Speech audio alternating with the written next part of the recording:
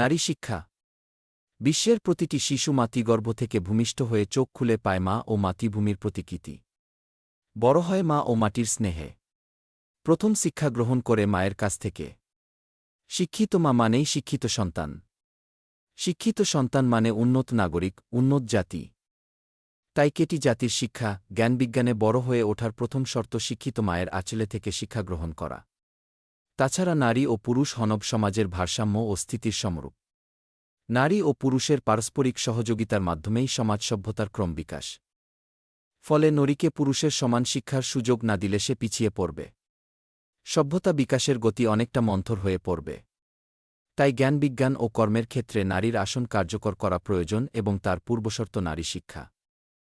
উচ্চশিক্ষার ফলে নারী আজ সমাজের জয়নে অর্থনীতি, রাজনীতি সর্বক্ষেত্রে পুরুষের পাশাপাশি গুরুত্বপূর্ণ ভূমিকা রাখছে। শিক্ষা, সংস্কৃতি, প্রশাসনিক ক্ষেত্রে আজ নারীর ভূমিকা প্রশংসনীয়। নারী শিক্ষার প্রসার আজ সারা বিশ্বের মতো বাংলাদেশেও অত্যাবশ্যক। নারী শিক্ষার অগ্রগতির জন্য সে পদক্ষেপগুলো নেওয়া উচিত, সেগুলো হল 1. নারীর সামাজিক নিরাপত্তা নিশ্চিত করা। 2. প্রয়োজনীয় স্কুল, কলেজ, বিশ্ববিদ্যালয় প্রতিষ্ঠা যাতে শুধু নারী মেয়েরা পড়ালেখা করতে পারে। 3. নারী নির্যাতন বন্ধ করা। 4.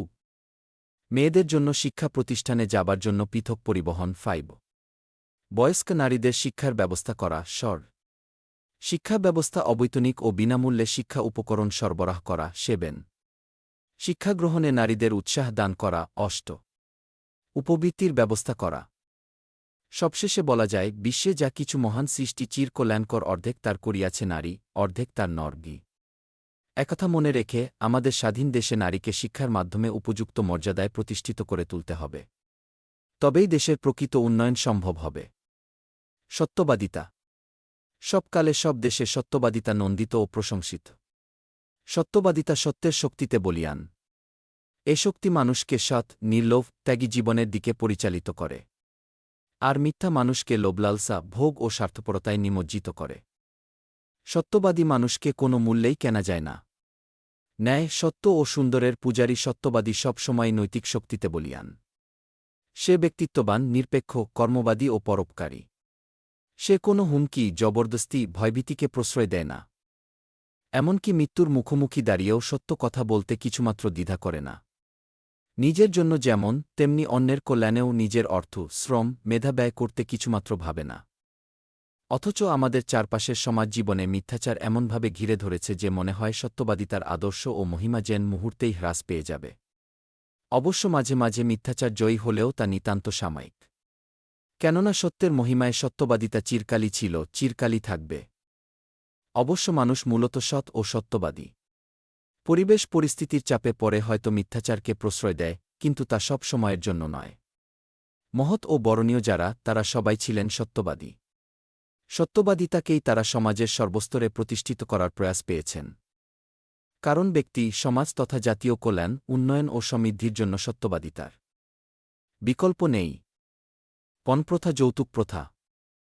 বিশ্বের অন্যান্য দেশের মতো আমাদের দেশেও এমন কিছু কুপ্রথা রয়েছে যা জাতীয় উন্নয়ন ও অগ্রগতির ক্ষেত্রে বড় অন্তরায়। এসব কুপ্রথার মধ্যে সবচেয়ে উল্লেখযোগ্য হল যৌতুক প্রথা। এ প্রথা অনুযায়ী বিয়ের সময় কন্যাপক্ষ থেকে বরপক্ষকে মোটা অঙ্কের টাকা বা নানা ধরনের উপঢৌকন দিতে হয়। ক্ষেত্রবিশেষে বিয়ের পরও কন্যাপক্ষকে এর জের টানতে হয়। ধনীদরিদ্র নির্বিশেষে সব শ্রেণীর মানুষ এ প্রথার শিকার হলেও দরিদ্র পরিবারেই এর ক্ষতিকর প্রভাবটা বেশি দেখা যায়। কেননা অধিকাংশ ক্ষেত্রেই দেখা যায়, দরিদ্র মানুষের পক্ষে যথাযথভাবে এ যৌতুক দেওয়া সম্ভব হয় না। মূলত নিম্ন আয়ের কারণে তাদের সঞ্চয় কম থাকাতেই এমনটি হয়। তাই বিয়ের পরও যৌতুক প্রথার কারণে নারীদের নানা ধরনের নির্যাতনের শিকার হতে হয়। সংবাদপত্রে প্রায়ই আমরা এ ধরনের নির্যাতনের সংবাদ দেখতে পাই। অর্থনৈতিকভাবে নারীদের পরনির্ভরশীলতা ও তাদের প্রতি সমাজের নেতিবাচক দৃষ্টিভঙ্গির কারণেই এ প্রথার উদ্ভব হয়েছে। এ পরিস্থিতির উল্লেখযোগ্য কোনো পরিবর্তন না হওয়ায় যুগ যুগ ধরে আমাদের সমাজে এ প্রথাটি টিকে আছে। নারীদের জন্য এটি যেমন অপমানজনক তেমনি মানবতার জন্যও অবমাননাকর। তাই এটি প্রতিরোধে আমাদের সবাইকে সচেষ্ট হতে হবে। এ সম্পর্কিত আইনের সুষ্ঠু ও যথাযথ প্রয়োগ এবং প্রয়োজনীয় জনসচেতনতা সৃষ্টির মাধ্যমে সরকারকেও এক্ষেত্রে অগ্রণী ভূমিকা পালন করতে হবে। শীতের সকাল। প্রকৃতির অবারিত সৌন্দর্যভেলায় আনন্দ উপাদানের কোনো কমতি নেই। ঘর থেকে দুপা ফেলে বাইরে দৃষ্টি মেললেই চোখে পড়ে নিসর্গের অমিত লহরী।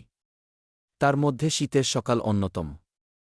বাংলাদেশের ঋতুচক্রে শীত আসে রূপ ও রসের ডালি সাজিয়ে। শীতের মোহনীয় নৈসর্গিক রূপ ধরা পড়ে শিশির স্নাত সকালবেলায়। কুয়াশার চাদরে ঢেকে থাকে চারপাশ। সূর্যিমামা মুখ লুকায় লজ্জায়, অভিমানে। ধীরে ধীরে মুখ বাড়িয়ে হাসে সোনালি সূর্য। ঘাসের ডগায় পড়ে থাকা শিশির বিন্দুতে রোদের আলো পড়ে মুক্তোর মতো চকচক করে। শীতের সকালে গ্রামে শুরু হয় পিঠা উৎসব। হিম শীতল ঠান্ডায় ভাপা, দুধপুলি, দুধচিতি, পাটিসাপটা প্রভৃতি পিঠা রচনায় আনে তৃপ্তির আস্বাদ। চাদর মুড়ি দিয়ে রোদে বসে পিঠা খাওয়ার সে কি তৃপ্তি! অন্যদিকে গৃহহীন, বস্ত্রহীন মানুষ খোঁজে একটু আশ্রয়, প্রশান্তির উষ্ণ চাদর। দরিদ্র ছেলেমেয়েরা উৎসুক দৃষ্টিতে তাকিয়ে থাকে রোদের আদরের ভরসায়। রাত জাগে সকালের প্রত্যাশায়, সকাল জাগে সূর্যের স্পর্শ কামনায়। সবকিছু মিলিয়ে শীতের সকাল একটি প্রিয় মুহূর্ত, অপূর্ব নৈসর্গিক উপাদানে ভাস্বর। গ্রন্থাগার। গ্রন্থাগার শব্দটির আবিধানিক অর্থ হল পুস্তকাগার। অর্থাৎ যে গৃহে বই থাকে। সংগৃহীত গ্রন্থ সুরক্ষিত অবস্থায় যেখানে রাখা হয় তাকে গ্রন্থাগার বলে। অতি প্রাচীনকালেও গ্রন্থাগারের প্রচলন ছিল। খ্রিস্টপূর্ব ২১ শতকে ব্যাবিলনে এর অস্তিত্ব ছিল বলে গবেষকরা মনে করেন। পরবর্তী সময়ে আসিরিয়া, আলেকজান্দ্রিয়া, নালন্দা, তক্ষশিলা, অক্সফোর্ড প্রভৃতি স্থানে সমৃদ্ধ গ্রন্থাগার গড়ে উঠেছিল। নানা চড়াইউত্তাই পেরিয়ে গ্রন্থাগার বর্তমান সমাজের একটি বিশেষ প্রতিষ্ঠান হিসেবে পরিচিতি লাভ করেছে।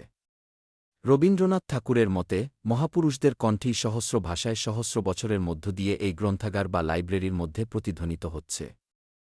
প্রমোদ চৌধুরী লাইব্রেরি বা গ্রন্থাগারকে মনের হাসপাতাল বলে উল্লেখ করেছেন। গ্রন্থাগার একটি জাতির সংস্কৃতির ও সভ্যতার ধারক ও বাহক। তাই জাতির সমৃদ্ধির ক্ষেত্রে গ্রন্থাগারের ভূমিকা অপরিসীম। শিক্ষা বিস্তারের জন্য নির্দেশিত গ্রন্থাগারগুলো সাধারণভাবে কয়েকটি শ্রেণীতে ভাগ করা যায়। যথা: জাতীয় গ্রন্থাগার, বিশ্ববিদ্যালয় গ্রন্থাগার, স্কুল কলেজের গ্রন্থাগার, সাধারণ গ্রন্থাগার, বিশেষ গ্রন্থাগার ইত্যাদি। এগুলোর প্রতিটিই শিক্ষা বিস্তার ও জ্ঞান প্রসারে গুরুত্বপূর্ণ ভূমিকা পালন করে। একটি জাতির কর্মকাণ্ড, জ্ঞান, অভিজ্ঞতা ভবিষ্যৎ বংশধরদের জন্য ধরে রাখে গ্রন্থাগার। জাতীয় গ্রন্থাগার একটি জাতির গর্ব ও অহংকারের প্রতীক। গ্রন্থাগার একজন শিক্ষার্থীর জীবন গঠনে যেমন ভূমিকা রাখে তেমনি জাতীয় উন্নয়নেও এর গুরুত্ব অপরিসীম।